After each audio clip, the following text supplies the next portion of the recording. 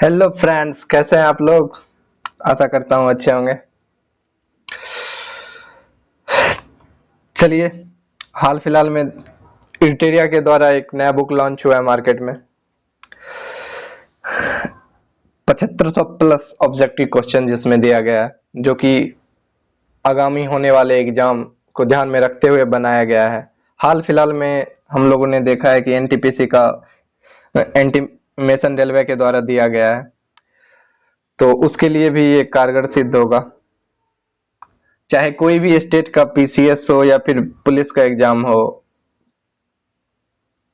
उसमें भी बहुत ही फायदा करेगा। तो हम लोग चलते हैं आगे, देखते हैं डिस्कशन के साथ साथ जितने भी सारे एक्स्ट्रा फैक्ट होंगे, ठीक है, वो सब भी हम लोग देखते हुए जाएंगे। ठीक, तो चलिए चलते हैं आगे।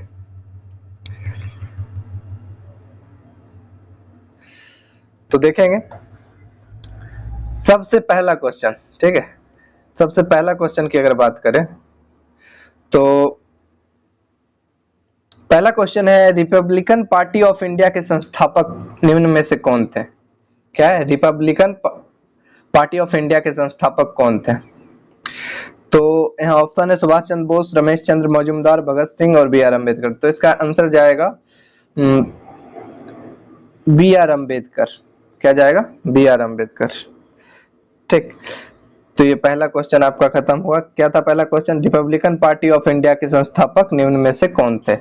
तो बी आर अम्बेडकर हो जाएंगे, भीमराव अम्बेडकर। अब भीमराव अम्बेडकर, इनके बारे में हम जान लेते हैं कुछ, ठीक है। डॉक्टर भीमराव अम्बेडकर सर के बारे में जानने के लिए हम चलते हैं अगले स्लाइड पे, क्योंकि यहाँ पे स्पेस हमको मिलेगा, ठीक है। तो इनके बारे में, इनका जन्म जो हुआ था, बाबा साहेब का जन्म जो हुआ था, ठीक है, बाबा साहेब का जन्म जो हुआ था 1891 में हुआ था। कहाँ, तो एमपी में हुआ था। कहाँ हुआ था, एमपी में हुआ था। एमपी के महू में, महू में हुआ था। एमपी के महू में हुआ था। आप लोग लिखते जाइएगा, क्योंकि मेरे पास स्पेस नहीं है, तो मैं इसे हटा दूंगा, ठीक है, डिलीट कर दूंगा। तो 1891 में एमपी के महू में हुआ था, और डेट भी लिख लीजिएगा, 14 अप्रैल, 14 अप्रैल, ठीक है, 14 अप्रैल, 14 अप्रैल को हुआ था। और इनकी मृत्यु, जिनको हम महापरिनिर्वाण के रूप में जानते हैं, ठीक है, मृत्यु जो हुआ था इनका, ठीक है, मृत्यु जो हुआ था 6 दिसंबर 1956 में हुआ था। कब हुआ था, 6 दिसंबर 1956 में हुआ था। और कहाँ हुआ था, तो न्यू दिल्ली में हुआ था। बाद में इनको मुंबई लाया गया था, ठीक है। इनकी समाधि दादर में, दादर में चैत्य भूमि के नाम से जाना जाता है, चैत्य भूमि के नाम से जाना जाता है। ये भी क्वेश्चन पूछता है, चैत्य भूमि की समाधि स्थल है, तो भीमराव अम्बेडकर की, ठीक है। और भी इन्होंने बहुत सारा कुछ किया था, ठीक, जैसे इन्होंने महार आंदोलन चलाया था। क्या चलाया था, महार आंदोलन, महार सत्याग्रह, ठीक है। एक तालाब था, उस तालाब में सभी जाति के लोगों को पानी पीने के लिए इन्होंने चलाया था 1927 में। कब चलाया था, 1927 में। 1927 में महार सत्याग्रह, ये क्वेश्चन पूछा गया है, सत्याग्रह, महार सत्याग्रह कब, 1927 में हो जाएगा। और मनु स्मृति का दहन भी इन्होंने 1927 में ही किया था, मनु स्मृति का दहन भी, ठीक है। और जबकि बौद्ध धर्म की दीक्षा जो ली थी, बौद्ध धर्म बौद्धिस्ट हो गए थे, ठीक है, 1956 में, मृत्यु के समय में ही लिए थे, मतलब उसके बाद इनकी मृत्यु हो गई थी। 1956 में बौद्ध धर्म का दीक्षा ले लिया था इन्होंने, ठीक। इन्होंने कुछ संस्थान का भी स्थापना किया था, जैसे बहिष्कृत हितकारिणी सभा 1924 में किए थे।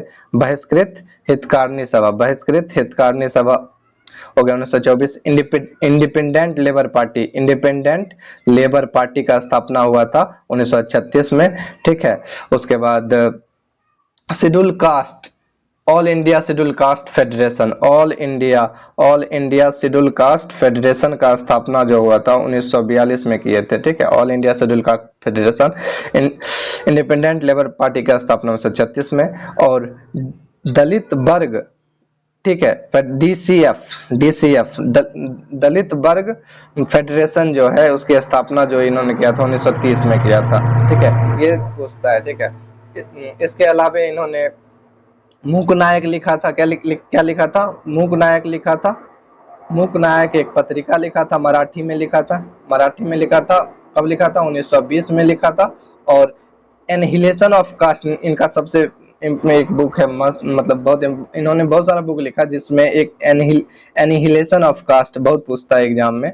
Annihilation of caste, annihilation of caste, इसका मतलब होता है जाति प्रथा का विनाश, जाति प्रथा का विनाश। एनिहिलेशन ऑफ कास्ट जो है ये 1936 में इनके द्वारा लिखा गया था। ठीक है, 1936 में लिखा गया था। ठीक, एनिहिलेशन ऑफ कास्ट, मूक नायक 1920 में, और एनिहिलेशन ऑफ कास्ट, जाति प्रथा का विनाश, 1936 में इनके द्वारा लिखा गया। तो इतना फैक्ट्स हम तैयार किए हैं इनके बारे में, एक क्वेश्चन में हम लोग ने इतना फैक्ट तैयार किया है। ठीक है, चलते हैं आगे। आगे का क्वेश्चन क्या है? आगे 2 नंबर देखते हैं। 1920 में खिलाफत कमेटी को खिलाफत कमेटी की सभा, जिसमें गांधी से असहयोग आंदोलन के नेतृत्व को संभालने का अनुरोध किया गया था, वह सभा किस शहर में हुई थी? ठीक है, तो ये हुआ था आपका इलाहाबाद में। कहाँ हुआ था? इलाहाबाद में हुआ था। ठीक है, इलाहाबाद में हुआ था। अब इस क्वेश्चन में अगर हम देखें तो इस क्वेश्चन में चर्चा क्या है? इस क्वेश्चन में चर्चा है 2 चीज का। क्या क्या?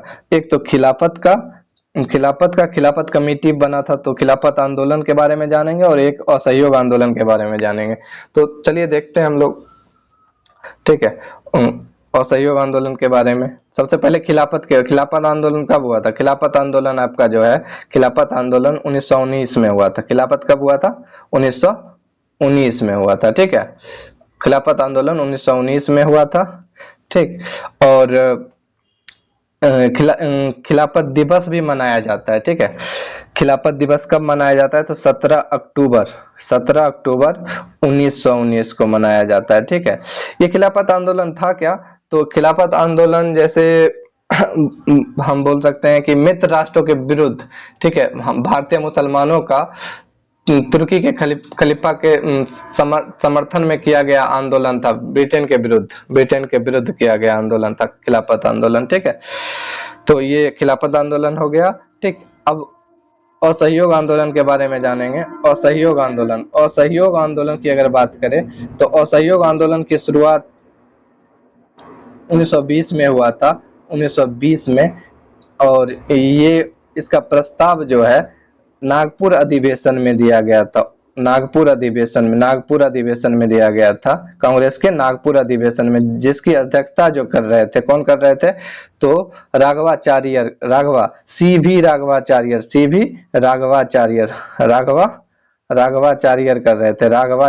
रहे थे। सीवी राघवाचार्य कर रहे थे किसके? नागपुर अधिवेशन के अध्यक्षता। असहयोग प्रस्ताव जो है पारित हुआ था, पेश किया गया था ये नागपुर अधिवेशन में, किसके द्वारा?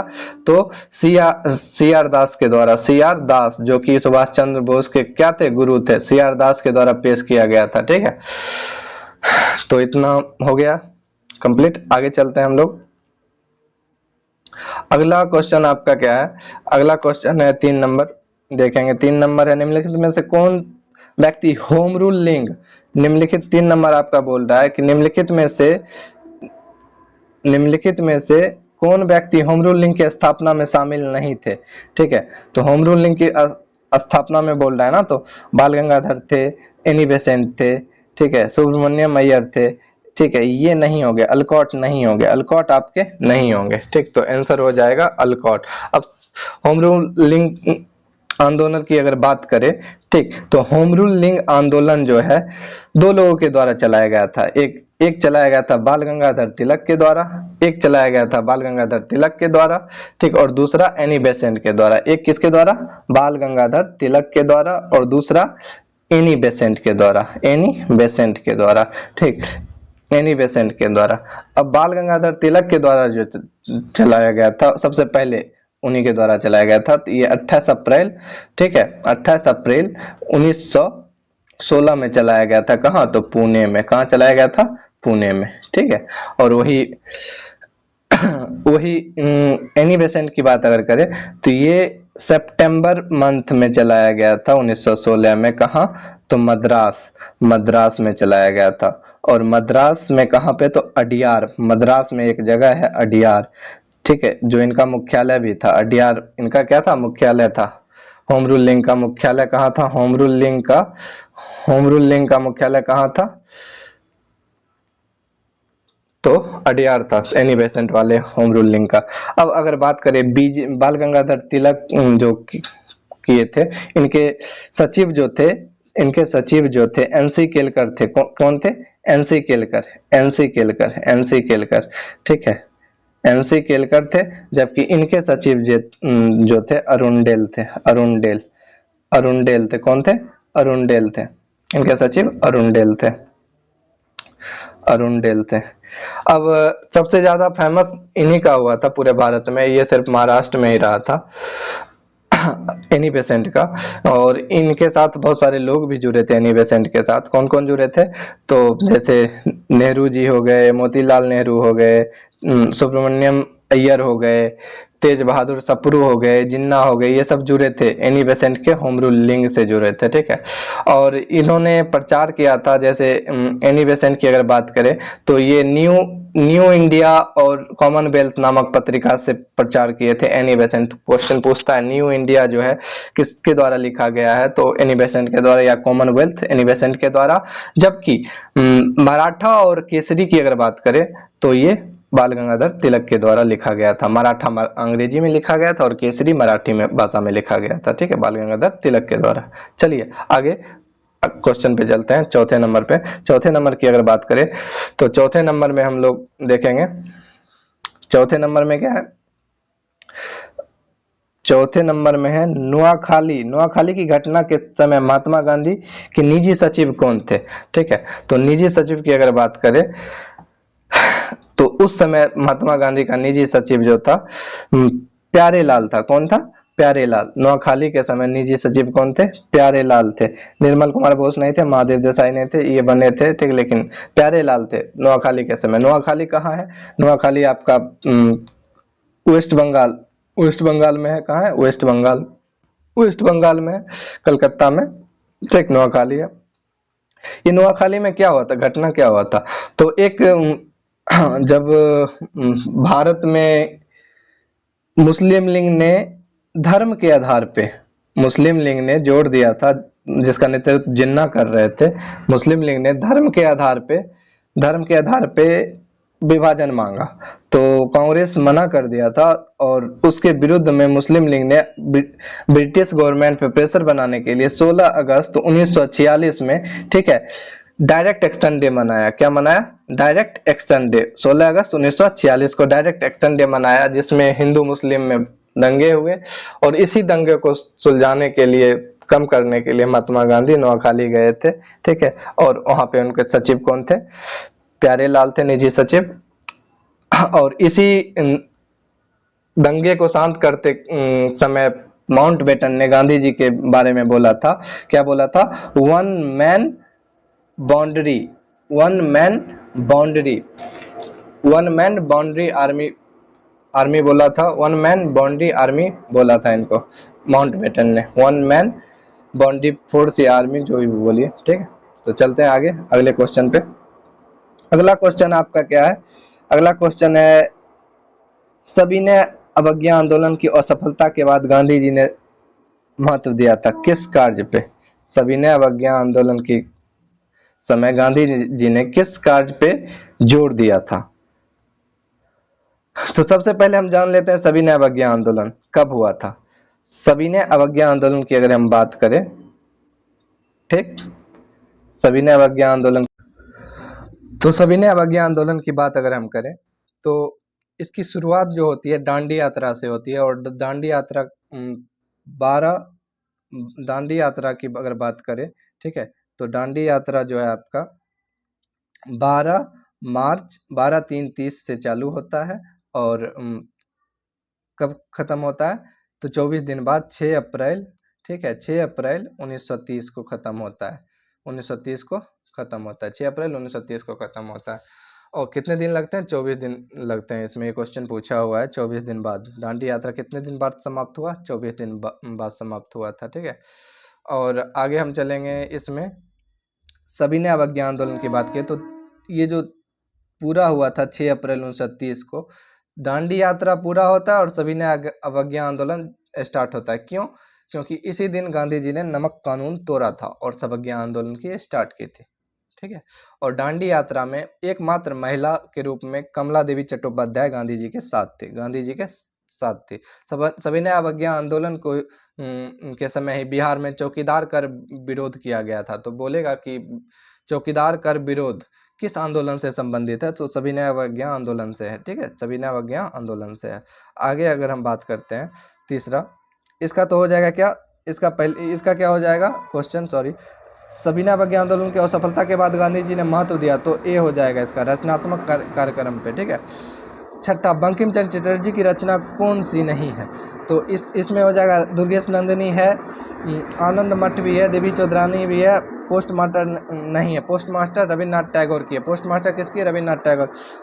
इसके अलावा हम आनंद मठ की अगर बात करें, आनंद मठ की बात करें, आनंद मठ जो है इसकी रचना बंकिम चंद्र चटर्जी ने 1882 में किया था। कब किया था? 1882 में। इसी में हमारा राष्ट्रीय गीत भी है वंदे मातरम, और सबसे पहले सन्यासी विद्रोह का चर्चा भी इसी में है। सन्यासी विद्रोह का चर्चा सबसे पहले कौन से बुक में मिला है हमको? आनंद मठ में मिला है। ठीक है, आगे चलते हैं। आगे आपका है 1911 में किस सामाजिक कार्यकर्ता ने ब्रिटिश विधान परिषद के समक्ष निःशुल्क तथा अनिवार्य प्राथमिक शिक्षा का प्रस्ताव रखा था? ठीक है, तो ये रखा था आपका गोपाल कृष्ण गोखले ने रखा था, गोपाल कृष्ण गोखले। ठीक है, गोपाल कृष्ण गोखले ने 1911 में रखा था। इन्होंने 1905 में, ठीक है, 1905 में एक संस्था का स्थापना किया था जो एग्जाम में पूछता है। गोपाल कृष्ण गोखले ने सर्वेंट ऑफ इंडिया सोसाइटी का स्थापना किसने किया था? सर्वेंट ऑफ इंडिया सोसाइटी का स्थापना 1905 में गोपाल कृष्ण गोखले ने किया था।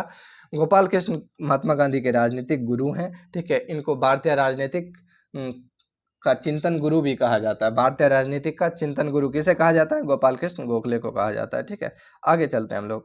आगे आपका है कि निम्नलिखित में से दक्षिण भारत में विजय प्राप्त करने वाला पहला शासक कौन था? पहला शासक कौन था? तो ये आपका क्या हो जाएगा? अलाउद्दीन खिलजी हो जाएगा। दक्षिण भारत में सबसे पहले अलाउद्दीन खिलजी ने ही विजय प्राप्त किया था। ठीक है, अलाउद्दीन खिलजी की अगर बात करें, अलाउद्दीन खिलजी की अगर बात करें, एक ये कौन वंश है? खिलजी वंश से था। ठीक है, खिलजी वंश जो है कब से कब तक था? 1290 से लेके 1320 तक रहा था। 1320 तक, 1290 से 96। जलालुद्दीन खिलजी जो कि खिलजी वंश के संस्थापक थे, उन्होंने स्थापना किया था। उसके बाद इनका दामाद जो है, भतीजा और दामाद बोल सकते हैं, अलाउद्दीन खिलजी, इनकी हत्या कर देता है और खुद राजा बन जाता है। अलाउद्दीन खिलजी जो है राजा बनने से पहले कहाँ का सूबेदार था? ये क्वेश्चन पूछा हुआ है। करामणिकपुर का सूबेदार था। ठीक है, और इसका बचपन का नाम जो था क्या था? अलीगढ़ साहब था। क्या बचपन का क्या नाम था? इसका बचपन का नाम अलीगढ़ साहब था।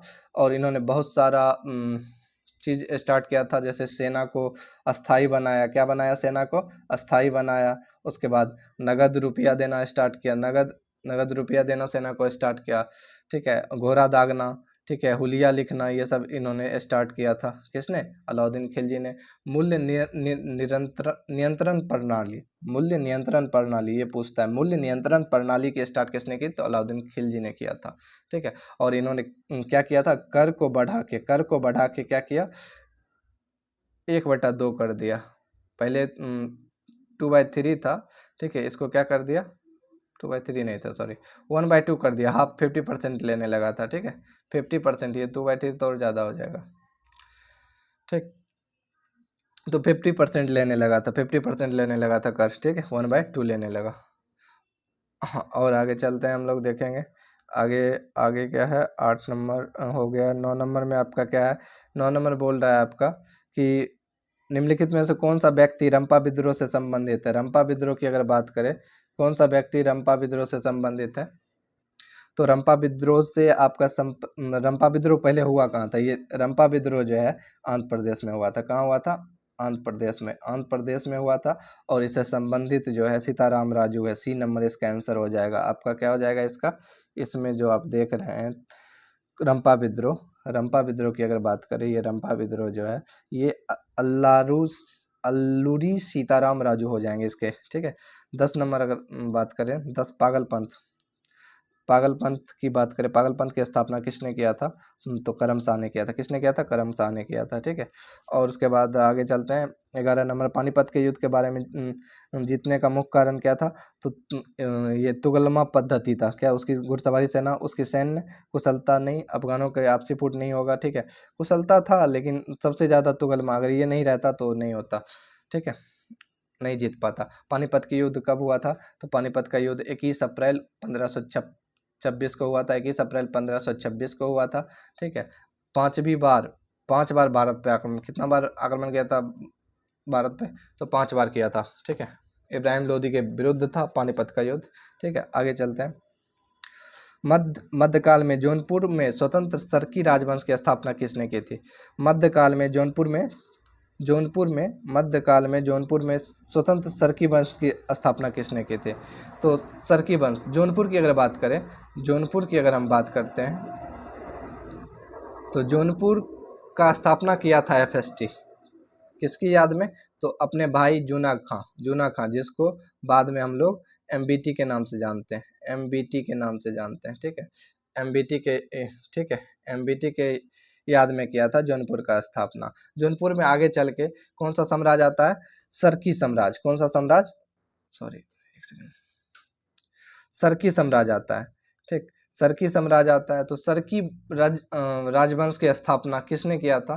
सरकी राजवंश का स्थापना जो है जौनपुर में होता है। तो ये मलिक सरवर नाम का, ठीक है, मलिक सरवर ने किया था, ठीक है, जिसको ख्वाजा जहां के नाम से जानते हैं, ख्वाजा जहान के नाम से जानते हैं, ख्वाजा जहान। और इसको मलिक सरवर को क्या बोला गया है? मलिक सरवर को ही एक उपाधि दिया था। कौन? एफएसटी का बेटा था एक महमूद, उसने मलिक उस सर्क की उपाधि दिया। ये जो ऑप्शन में आप देख रहे हैं मलिक उस सर्क, यही उपाधि मिला था इसको, ठीक है। उपाधि मिला था किसके द्वारा? एफएसटी के बेटे के द्वारा उपाधि मिला था, मलिक उस सर्क का उपाधि दिया था। अधिक संख्या में दफनाए गए बच्चों के समाधान प्राप्त हुए हैं कहाँ पे? तो ये 13 नंबर आपका क्वेश्चन है। अधिक संख्या में दफनाए गए बच्चों का समाधान प्राप्त हुआ है। तो ये कहाँ हुआ है? जॉर्वे संस्कृति में। बी नंबर हो जाएगा आंसर। ये जितने भी संस्कृति है सब ताम्रपाषाणकालीन है। कब है?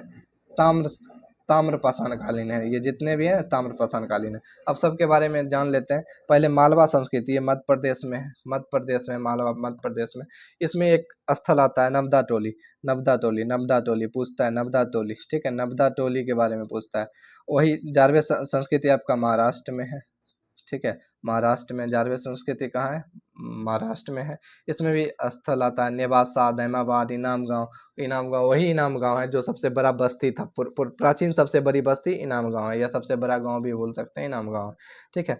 आहार संस्कृति की अगर बात करें तो आहार संस्कृति राजस्थान का है। कहाँ का है? आहार कहाँ का है? इसको तामबंती भी बोलते हैं आहार को, या इसको बनास संस्कृति भी बोलते हैं, बनास संस्कृति भी बोलते हैं, बनास, ठीक है। यहाँ सबसे ज़्यादा तांबा वगैरह है, इसलिए इसको तामबंती बोलते हैं। कायथा संस्कृति की बात करें तो कायथा और मालवा दोनों एमपी में है। कहाँ है? एमपी में। कायथा और मालवा कहाँ है? दोनों एमपी में। कायथा और मालवा दोनों एमपी में है, ठीक है। कायथा और मालवा दोनों एमपी में। चलते हैं, ये सब क्या है? ये सब ताम्रपाषाणकालीन स्थल है, ठीक। आगे चलते हैं। भागवत संप्रदाय की अगर बात करें, भागवत संप्रदाय के विकास में किसका योगदान अत्यधिक रहा था? इसमें गुप्त का हो जाएगा। गुप्त का संस्थापक श्रीगुप्त था। और अंतिम शासक अगर बोलेगा तो विष्णुगुप्त था। गुप्त संवत किसने चलाया था? तो चंद्रगुप्त प्रथम ने चलाया था। कब चलाया था? तो चंद्रगुप्त प्रथम ने चलाया था। कब चलाया था? 319-20 में चलाया था। 319-20 एडी ईस्वी में चलाया था, ठीक है। आगे चलते हैं हम लोग, आगे देखेंगे। वह धमेक की स्तूप की अगर बात करें, धमेक की स्तूप कहाँ है, तो दमेक का स्तूप सारनाथ में है। ठीक है, जो अशोक के द्वारा बनाया गया था, अशोक के द्वारा बनाया गया था सबसे पहले स्तूप, यही सब अभिलेख स्तूप यही सब स्टार्ट किया था बनाना। ठीक है, तो इसके द्वारा दो स्तूप बनाया गया था, सांची का और दमेक का। दमेक का सबसे प्राचीन स्तूप पूछता है तो सांची का स्तूप हो जाएगा। सबसे प्राचीन कौन हो जाएगा, सांची का। सबसे प्राचीन स्तूप सांची का हो जाएगा। और एक पूछता है भरहूत का स्तूप। भरहूत स्तूप किसने बनाया था, तो पुष्यमित्र शुंग ने, पीएस ने बनाया था, पुष्यमित्र शुंग ने बनाया था। ठीक है, आगे चलते हैं। आगे अगर बात करें तो वह सुल्तान कौन था जिसने खलीफा के अधिकार मानने से इनकार कर दिया, तो इसमें भी आपका अलाउद्दीन खिलजी हो जाएगा। ठीक है, आगे चलते हैं 17 नंबर, क्योंकि अलाउद्दीन खिलजी के बारे में बता दिए हैं। यूरोप और उत्तरी अमेरिका से कौन सा सागर या महासागर अलग करता है, यूरोप को उत्तरी अमेरिका से कौन अलग करता है, तो ये आपका हो जाएगा ए नंबर, उत्तरी अटलांटिक महासागर, उत्तरी अटलांटिक महासागर। ठीक है, आगे हम देखेंगे 18 नंबर, शिवालिक सेब समूह के दक्षिण में भावर क्षेत्र उदाहरण है। ठीक है, तो ये किसके उदाहरण है, तो 18 का सी हो जाएगा, गिरिपद स्थिति का। गिरिपद शिवालिक सेल समूह दक्षिण में भावर क्षेत्र उदाहरण है। शिवालिक जो होता है गिरिपाद प्रदेश बोला जाता है, हिमालय का गिरिपद प्रदेश जो है शिवालिक को ही कहा जाता है। हिमालय जो है आपका, हिमालय, हिमालय जो है ये इसके 4 भाग हैं। एक है ट्रांस हिमालय, फिर है हिमाद्री, ठीक है, फिर है जिसको हम बृहद हिमालय भी बोलते हैं, फिर है लघु हिमालय, ठीक है, और चौथा है शिवालिक। शिवालिक कौन है, चौथा शिवालिक, शिवालिक है चौथा। तो ये सबसे नवीन हिमालय कौन है, शिवालिक को ही सबसे नवीन हिमालय बोला गया है। ठीक है, तो चलते हैं आगे, चलेंगे हम लोग 19 नंबर की अगर बात करते हैं, निम्नलिखित में से कौन कौन सौर परिवार से संबंधित नहीं है। 19 की अगर बात करें हम, कौन सौर परिवार से संबंधित नहीं है, तो ऑप्शन देखेंगे क्षुद्र ग्रह, निहारिका, धूमकेतु, ग्रह। ठीक है, तो यहाँ पे आपका हो जाएगा बी नंबर निहारिका। ठीक है, बी नंबर क्षुद्र ग्रह है, ग्रह भी है, धूमकेतु भी है, निहारिका, यहाँ पे क्या हो जाएगा, निहारिका, तो निहारिका हो जाएगा। ठीक है, आगे चलते हैं हम लोग, लेकिन उससे पहले हम देख लेते हैं क्षुद्र ग्रह की अगर बात करें तो क्षुद्र ग्रह सबसे ज़्यादा कहाँ पाया जाता है, तो मंगल और बृहस्पति के बीच में, मंगल और बृहस्पति के बीच में, बृहस्पति के बीच में पाया जाता है क्षुद्र ग्रह। एक बेल्ट ही है क्षुद्र ग्रह का, मंगल और बृहस्पति के बीच में। ठीक, 20 नंबर की अगर बात करते हैं तो ये मिलान करने के लिए दिया गया अनुच्छेद अनुच्छेद 26 आर्टिकल 26 की अगर बात करें, 26 में धर्म से रिलेटेड, क्योंकि 25 से 28 धर्म से है, तो ए का 3 हो जाएगा। 3 किस में है, देखिए ए बी सी तीनों में 3 है। ठीक है, उसके बाद 40 ग्राम पंचायत हो जाएगा, तो 4 ए और बी में है। ठीक है, उसके बाद अनुच्छेद 98 तो सचिवालय की बात करता है, ये 2 हो जाएगा। ठीक है, तो ए जाएगा आपका इसमें 20 के। और चौथा 239 में क्या है, तो संघ शासित क्षेत्रों का प्रशासन है। 98 में संसद का सचिवालय है। ठीक है, आगे चलते हैं हम लोग, आगे देखेंगे। आगे 21 नंबर अगर बात करते हैं तो निम्नलिखित में किस क्षेत्र में, निम्नलिखित में से किस क्षेत्र में राज्य सरकार का स्थानीय इकाइयों पर नियंत्रण नहीं होता है, तो ये आपका हो जाएगा आर्थिक मामले में होता है, विधि निर्माण कर सकता है राज्य सरकार का स्थानीय इकाई, और कार्मिक मामले में भी होता है। नागरिक शिकायत कंप्लेन पे क्या करेगा, कंप्लेन नहीं हो जाएगा। ठीक है, आगे चलते हैं। आगे अगर हम बात करेंगे, अगला अगला अगर देखते हैं, ठीक है, निम्नलिखित में से गलत देखना है कौन है, मौलिक अधिकार संविधान के भाग 3 में यूएसए के बिल ऑफ राइट्स पर आधारित है। ठीक है, तो ये सही है, हम वहीं से लिए हैं। ठीक है, ए नंबर सही है। ठीक है, संविधान के अनुसार 21 के अंतर्गत मृत्यु का अधिकार मूलभूत अधिकार है। ठीक है, मृत्यु का अधिकार आपको दिया गया है कि अधिकार मूलभूत अधिकार है, गलत है। मृत्यु मतलब अधिकार है, मरने का अधिकार है हमको, नहीं, जीने का अधिकार है। ठीक है, तो ये गलत हो गया।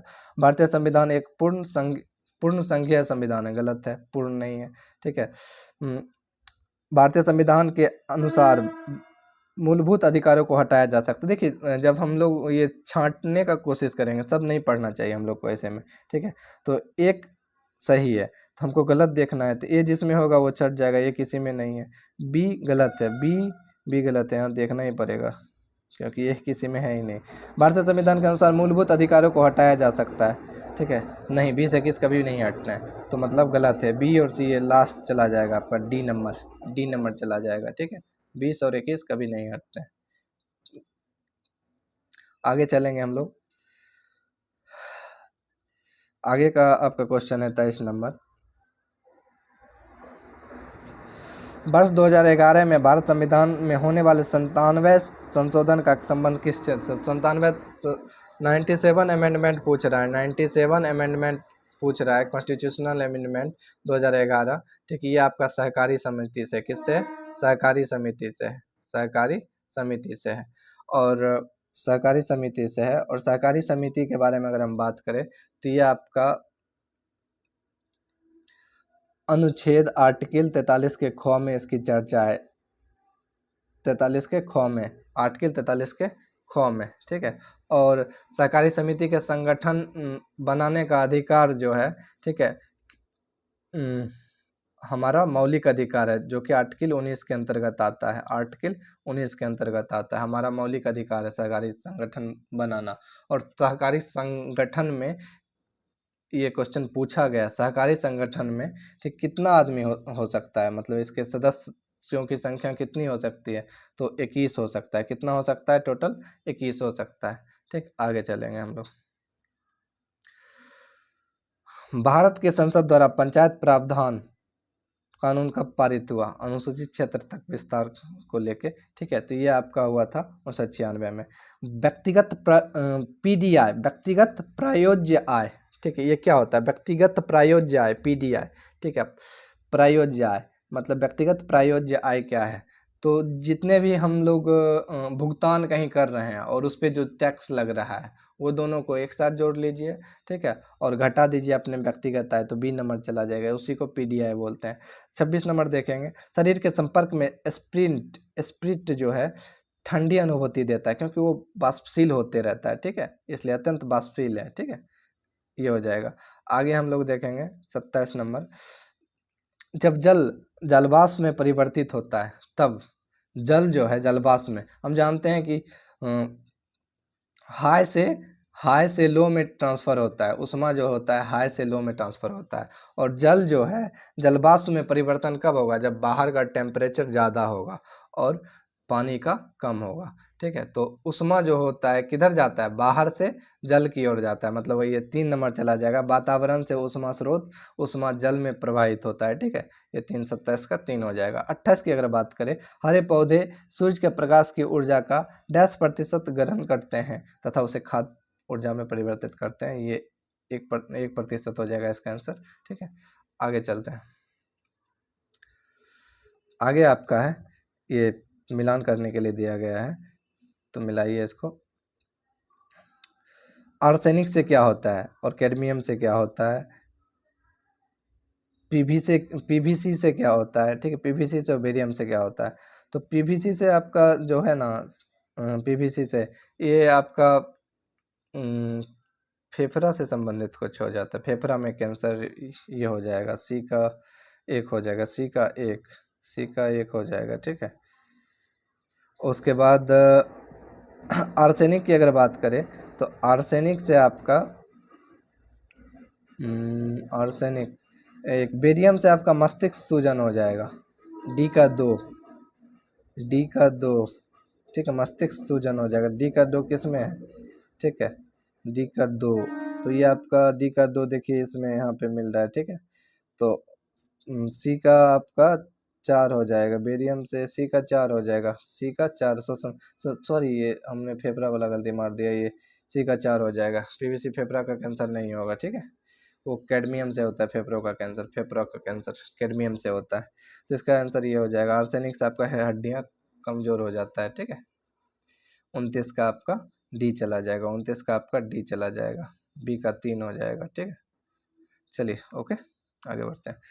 30 नंबर की अगर बात करें हम, तो सांद्र सल्फ्यूरिक अम्ल की उपस्थिति में एसिटिक अम्ल तथा एथिल अल्कोहल के मध्य होने वाली अभिक्रिया कहलाती है एस्टरीकरण। क्या कहलाता है? एस्टरीकरण मतलब H2SO4 जो कि सांद्र है, उपस्थिति में एसिटिक अम्ल तथा एथिल अल्कोहल, इसकी उपस्थिति में, ठीक है, अगर हम एसिटिक अम्ल और एथिल अल्कोहल को अभिक्रिया कराएं तो इसी को हम क्या बोलेंगे, स्टरीकरण कहेंगे, स्टरीकरण कहेंगे। ठीक है, आगे चलेंगे 31 नंबर। अगर ग्रेफाइट की परतों को एक दूसरे से मिलाकर रखा जाता है वैन डर वाल के द्वारा, किसके द्वारा, वैन डर वाल के द्वारा, ग्रेफाइट के परतों को मिला के रखा जाता है वैन डर वाल के द्वारा।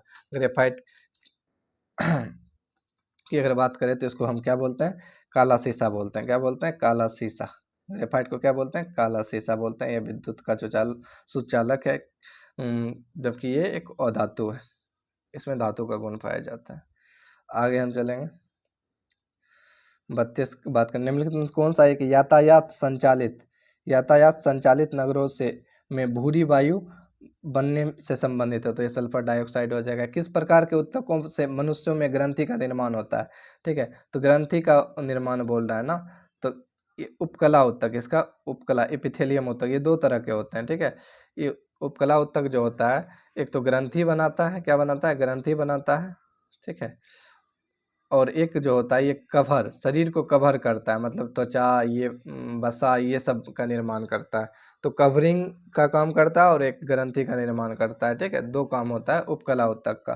ठीक, और वहीं संयोजी उत्तक की अगर बात करें तो ये हड्डी हो गया, रुधिर हो गया, लसिका हो गया, मांसपेशी हो गया, ये सब संयोजी उत्तक है। तंत्रिका तो मालूम ही होगा, पेशी, मांसपेशी मालूम ही होगा। चलिए आगे चलते हैं। आगे अगर बात करते हैं 34 नंबर की, तो मनुष्य के लार में उपस्थित होता है लाइसोजोम, जो किस रूप में होता है, तो ये जीवाणु को मारता है, तो प्रति जीवाणु कारक होता है। ठीक है, मनुष्य के लार में 4 प्रकार का एंजाइम पाया जाता है, ये बताए थे। ठीक है, कौन कौन, तो टाइलिन, लाइसोजाइम डायस्टेज म्यूकस।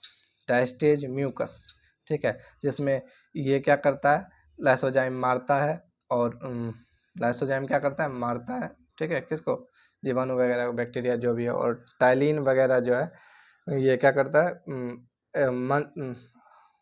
मंड चेंज करता है, मंड को स्टार्च में चेंज करता है। ठीक है, आगे चलेंगे हम लोग, देखते हैं पौधों को रंध्र का खुलना एवं बंद होना किस पर निर्भर करता है, तो एक प्रेशर होता है। ठीक है, गार्ड सेल के कारण होता है, कभी कभी ऑप्शन में गार्ड सेल रहेगा, वही गार्ड सेल जो होता है ये दाब के कारण खुल जाता है। ठीक है, स्फीति दाब के कारण गार्ड सेल खुल जाता है, पानी की उपस्थिति, प्रेशर रहता है तो खुल जाता है, कमी से सिकुड़ जाता है। ठीक है, तो बंद हो जाता है। ठीक है, तो गार्ड सेल याद रखिएगा, द्वार को सॉरी कॉल आ गया था, मैंने फ्लाइट मोड पे नहीं डाला था। ठीक है, तो ये क्या हो गया, पौधों में रंध्रों का खुलना एवं बंद होना किस पर निर्भर करता है, स्फीति दाब ये हो चुका है। ठीक है, अगला देखेंगे, फूलों का एक अंश भाग है, ठीक है, स्त्री केसर है, क्या, स्त्री केसर है, फूलों का एक अंश भाग है, स्त्री केसर है। आगे चलते हैं हम,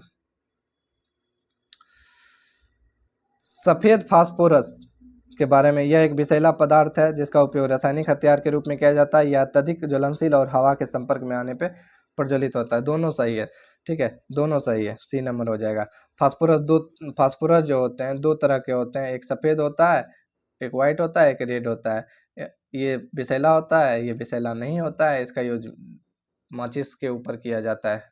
इसको वाइट को विषैला होता है और अति ज्वलनशील होता है, हवा में आने पे जलने लगता है, इसलिए इसको पानी में रखा जाता है वाइट को। ठीक है, आगे चलते हैं हम।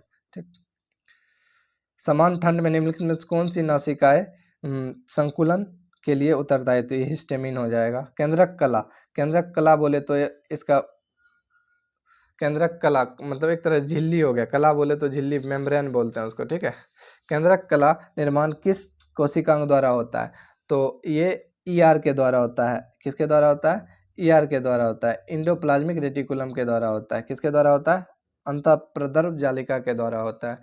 यह एक अर्धपरागम झिल्ली होता है, केंद्रक कला जो होता है अर्धपरागम झिल्ली होता है, जो कुछ ही चीज को जाने देता है अंदर में। इसका निर्माण जो होता है बसा प्रोटीन के द्वारा होता है, और बसा प्रोटीन कहाँ रहता है, तो इंडोप्लाज्मिक रेटिकुलम के ऊपर रहता है, क्योंकि ये दो प्रकार के होते हैं, एक होता है सॉफ्ट और एक होता है खुरदुरा टाइप का। तो सॉफ्ट जो होता है वहाँ से बसा निकलता है, और खुरदरा जो होता है खुरदुरा, उस पे राइबोसोम चिपके हुए होते हैं और वहाँ से प्रोटीन का निर्माण होता है।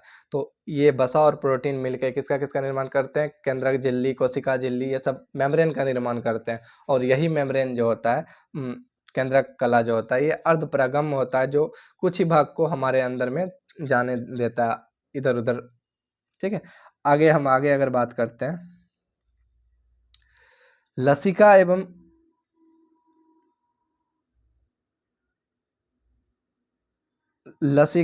रुधिर किस ऊतक का उदाहरण है? तो ये तो हम बता ही दिए हैं, संयोजी ऊतक है। संयोजी में भी ये संवहनीय ऊतक के उदाहरण है। ठीक, आगे चलेंगे। भारतीय अर्थव्यवस्था के संदर्भ में खुला बाजार परिचालन किसे कहते हैं? ठीक है, तो ये आरबीआई द्वारा सरकारी प्रतिभूतियों के क्रय विक्रय करना, आरबीआई द्वारा सरकारी प्रतिभूतियों को क्रय और विक्रय करना, यही कहलाता है खुला बाजार परिचालन। ठीक, जब आरबीआई सरकारी प्रतिभूतियों को बेचना और खरीदना चालू कर दे, यही कहलाता है खुला बाजार परिचालन। ठीक है, 42 नंबर की अगर बात करते हैं, तो पूंजी खाता परिवर्तनीयता की सिफारिश निम्न में से किस समिति ने की थी? तारापोर समिति। किसने की थी? तारापोर समिति ने की थी। ठीक, वहीं अगर हम बात करें रंगराजन समिति की, तो रंगराजन समिति भुगतान संतुलन से संबंधित है। नरसिम्हन समिति की बात करें तो बैंकिंग सुधार से संबंधित या वित्तीय सुधार से संबंधित है। और आबिद हुसैन की बात करें तो लघु उद्योग से संबंधित है। इसके अलावा सच्चर समिति मुस्लिम हो गया। ठीक है, राजा चलैया कर सुधार हो गया, जानकी रमन प्रतिभूति घोटाला हो गया, स्वामीनाथन जनसंख्या नीति हो गया, दांतेवाला बेरोजगारी के अनुमान से संबंधित हो गया, ये सब हैं। ठीक है, चलते हैं आगे। भूगोल को 43 नंबर क्वेश्चन अगर हम देखें तो 43 में बोल रहा है भूगोल को मानव परिस्थितिकी के रूप में परिभाषित किसने किया था? तो एच बेरोज ने किया था, एच बेरोज ने किया था। आगे हम चलेंगे, 44 नंबर क्वेश्चन की बात करें तो निम्नलिखित क्षेत्रों में से कौन सा परिस्थितिकी उष्ण स्थल माना जाता है? उष्ण स्थल मतलब हॉट स्पॉट। भारत में 4 हॉट स्पॉट हैं। कौन कौन? ये पूर्वोत्तर हिमालय का पार्ट जो होता है एक वो हो गया। ठीक है, उत्तर पूर्वी हिमालय। ठीक है, और दूसरा पश्चिमी घाट हो गया, तीसरा इंडो बर्मा क्षेत्र हो गया, और चौथा अंडमान निकोबार हो गया। तो ये पश्चिमी घाट है ऑप्शन में, तो ये वही हो जाएगा, पश्चिमी घाट हो जाएगा। ठीक, आगे चलते हैं हम लोग, आगे देखेंगे विश्व संगीत दिवस कब मनाया जाता है? क्वेश्चन है। ठीक, तो 21 जून को मनाया जाता है। 46 नंबर, भारत का पहला समुद्री पार्क कहाँ स्थित है? तो कच्छ में। कच्छ कहाँ? गुजरात में। ठीक है, आगे देखेंगे 47। निम्नलिखित में किसने कहा था स्वाद का वास्तविक स्थान जो है, स्वाद का वास्तविक स्थान जीभ नहीं बल्कि मन है? तो ये महात्मा गांधी जी ने बोला था, महात्मा गांधी जी ने बोला था। ठीक है, और द सोशलिस्ट, अगला क्वेश्चन, द सोशलिस्ट नामक समाचार पत्र किसने प्रकाशन किया था? तो ऐसे डांगे, श्रीपाद अमृत डांगे, बी नंबर हो जाएगा इसका, श्रीपाद अमृत डांगे ने किया था। 49 नंबर अगर बात करें तो 49 बोल रहा है भैंसा सिंगी नामक जाति किस राज्य में पाई जाती है? तो ये नागालैंड में पाई जाती है। कहाँ पाई जाती है? नागालैंड में। भैंसा सिंगी कहाँ पाई जाती है? नागालैंड में। भैंसा सिंगी जो है नागालैंड में पाई जाती है। ठीक, HDPE का पूरा नाम क्या है? तो ये हाई डेंसिटी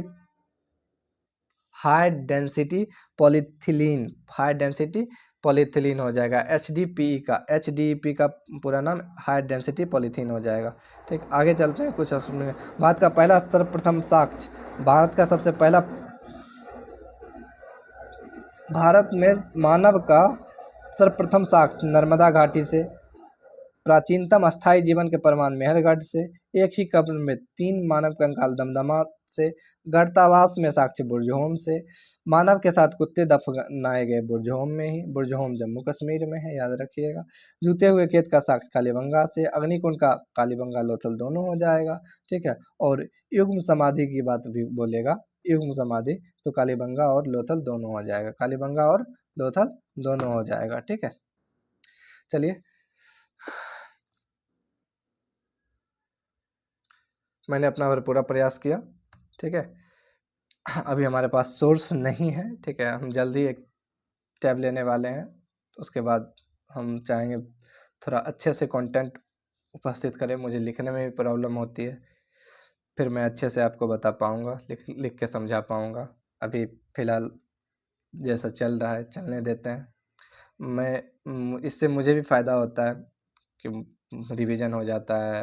कंटेंट बनाता हूँ तो मुझे इधर उधर से पूरा पढ़ना पड़ता है, तो प्रॉफिट होता है। चलिए, अच्छा लगे तो कमेंट कीजिए, लाइक कीजिए, और कुछ बताना हो, कुछ शेयर करना हो तो कमेंट कीजिए, ज़रूर बताइए कमेंट करके, ठीक है। और क्या बोलेंगे, जल्दी हम इसका अगला सेट हम लाएंगे। जय हिंद, जय भारत।